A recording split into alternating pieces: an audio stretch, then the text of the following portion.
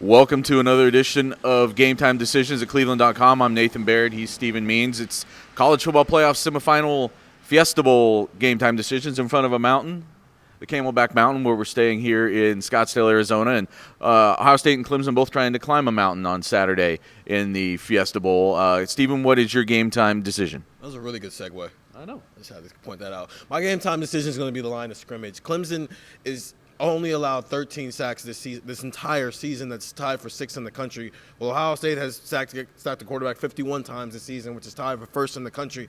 It's going to be interesting to see how that plays out. Obviously, we know what Chase Young can do, and he's going to be matched up with Jackson Carman a lot of the times at left tackle, a lot of times, but they might move him around as well, like we've seen during the season. But this is a team who doesn't give up sacks, going up against the team who's the best in the country at getting sacks, and that might be the difference in the game.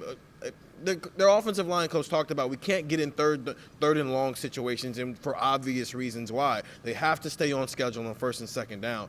And if Ohio State can consistently put them in situations where, yeah, they want to get big plays, but they have to get big plays in order to get back on schedule, it might decide some things in this game. So I'm going to go with deciding the line of scrimmage might be the important part of this game.